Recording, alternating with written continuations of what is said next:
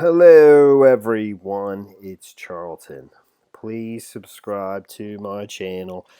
Tap the notification bell, I'd appreciate it majorly. So there is a new video here of a piece of the incident that hadn't been shown previously, which is while George Floyd was actually in the police cruiser. And you can't see much. You really can't. This is Sean King's Instagram account where the video has emerged from. He's gotten it from some business. It's a surveillance footage, obviously the business right in front of the cruiser, probably, possibly the store where the counterfeit $20 bill was, allegedly tried to be passed, because that's where they parked originally, and they went from there to across the street to where George Floyd was parked in his blue Mercedes SUV. Here, I'll just show you this video because this is the newest video that nobody has seen yet. But you can't see much. And George Floyd is in the back seat of this cruiser. There's no audio, so I'm not going to unplug my thing and replug it back in and all that. And you can just see the officers struggling with somebody in the back seat of that car. It's George Floyd, presumably, and it is. And at some point, he's pulled back out of that car onto the street again on the other side, on the passenger side. So it's just another piece of the video that hadn't been seen previously. Okay, the way it's characterized in by Sean King, who's pretty notorious activist, and the way he describes it, just got this new video. It's all coming together. Police were in the car beating the shit out of George Floyd. One stands watch while the others attacked him, and I don't characterize it that way. I don't. And it's hard to characterize this anyway at this stage, because of what happened, because he was killed, because he's dead, but I don't think that's what's going on. First off, I don't think the Asian guy is standing watch. Okay. I think he can't physically fit inside the car, so there's nothing for him to do but stand there. Okay. And I think they're trying to subdue the individual. I'm sure they're probably doing things to do that, like hitting him and so forth. But, it's not like they put him in the back seat of the car to beat him up, and that's what's going on, and they just can't get him to stay in there, I guess. I don't know. I don't know why they don't just shut the doors and that's it. Whether the guy is protruding his foot out the door, I don't know. I mean, you read the police report, it describes this to some extent. It says that George Floyd says he's not getting in the car because he's claustrophobic at one point. They say he fell down on purpose on this side before they got him in the driver's side door. And then they managed to just force him in there, stand him up and force him in there, but it continued apparently. And at some point he's pulled out of the other side. And that's where that video begins, of the three of them on top of him. The one primarily that's been charged, that everybody knows now, Derek Chauvin, who has his entire force on him with his two knees, his knee into his back and his knee into his neck. And George is pleading for pleading to please be let up so he can breathe, pleading for his life. Okay. So that's the latest. That's the newest piece of video. I mean, that's basically. Let me stop that so you don't keep hearing that humming in the background.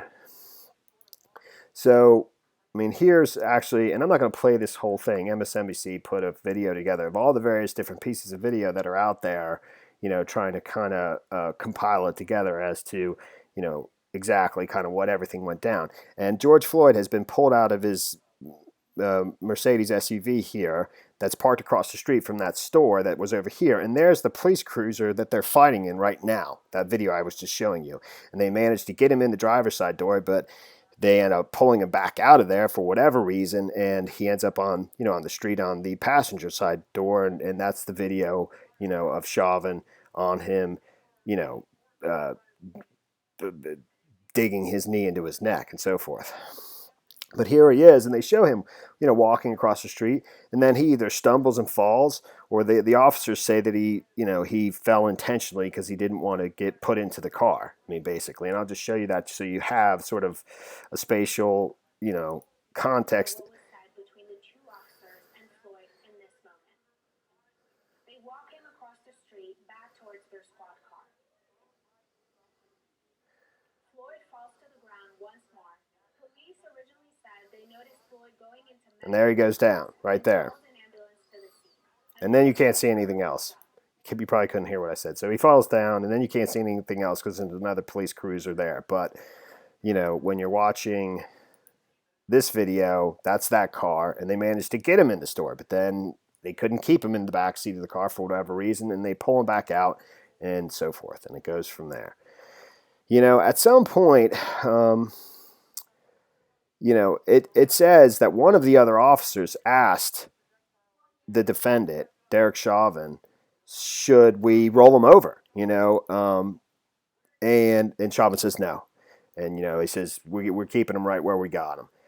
And but one of the other two officers, the one, either the guy who's on his back portion or his leg portion, who aren't just don't seem to be putting near the amount of force and intent force on him like Chauvin's doing, says, should we roll him over? And he's concerned of a condition that, I guess is fairly common with, people that are being arrested under distress, Anyways, the defendant pulled Mr. Floyd out of the passenger side of the squad car. Mr. Floyd went to the ground, face down and still handcuffed. Quang held Mr. Floyd's back, and Lane held his legs. The defendant placed his left knee in the area of Mr. Floyd's head and neck. Mr. Floyd said, "I can't breathe," multiple times, and repeatedly said, "Mama," and "please" as well. The defendant and the other two officers stayed in their positions. The officers said, "You are talking fine," to Mr. Floyd as he continued to move back and forth. Lane asked, should we roll him on his side? And the defendant said, no, stay in put where we got him. The defendant is Chauvin. He's the guy with his knee on his neck. Officer Lane said, "I'm worried about excited delirium or whatever." The defendant said, "That's why we have him on his stomach." None of the three officers moved from their positions. But one of the officers wanted to turn him over on his side, and he obviously should have pressed the case more and just insisted. So, and apparently, I've never heard of excited delirium. It's something that's common with people who are heavy drug users or have mental illness. Excited delirium, also known as agitated delirium, is a condition that presents with psychomotor agitation, delirium, and sweating. It may include attempts at violence, unexpected strength, and very high body temperature. Complications may include, I can't even pronounce that, and high blood potassium. But I think it's a fairly common condition when somebody's being arrested, and that's why he referenced it. I think they're taught that in training or something like that, the officer who wanted to turn him on his side. Anyways, what I'm saying is I don't necessarily agree with Sean King's characterization that they were, it's all coming together. Police were in the car beating the shit out of George Floyd. One stands watch while the others attacked him. I obviously think everyone knows what the one officer did was terrible, and the way he was, digging his knee into his neck and is ultimately killed him. Possibly, it's very possible. Even though they're saying in the arrest report that he didn't die die of asphyxiation or strangulation. They died of some underlying heart condition, and the force of being, I forget exactly how they describe it. Hennepin County Medical Examiner conducted Mr. Floyd's autopsy. The full report is pending, but the ME has made the following preliminary findings. The autopsy revealed no physical findings that support a diagnosis of traumatic asphyxia or strangulation. Mr. Floyd had underlying health conditions, including coronary artery disease and hypertensive heart disease. The combined effects of Mr. Floyd being restrained by police. The underlying health conditions, and any potential toxicants. That's what I was looking for. The combined effects of Mr. Floyd being restrained by the police, along with his underlying health conditions and whatever may turn up in his system that he was on. And it's very likely that he was probably on some kind of drugs at the time, but nobody, it's difficult to even point to that right now because of just everything that's going on, and how awful it is, but there's just no question. I mean, I've watched the videos over and over, and everybody has. And the one officer, Derek Chauvin, is just sadistic in the way he handles the situation. The way I mean, right here, this angle, it's not even just the neck, but it is the neck. But he puts his entire force, his entire body. He has none of his body on the pavement. He has his entire weight of his body centered down on the individual to basically just smush him, and ultimately suffocate him, even though the medical examiner is saying he didn't suffer traumatic asphyxiation. That's what that traumatic asphyxiation is referencing. It's saying that he didn't die because he couldn't breathe. That's what that's saying. But you see him, watch him stick his knee right into it, right now.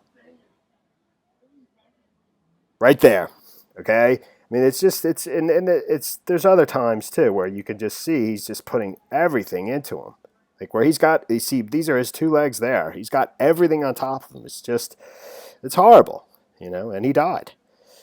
So that's the story there. But this is the newest video, and that's it. Thanks for watching my videos. Please subscribe to my channel. Give me a like down below. I will see you in the next video. Later, man.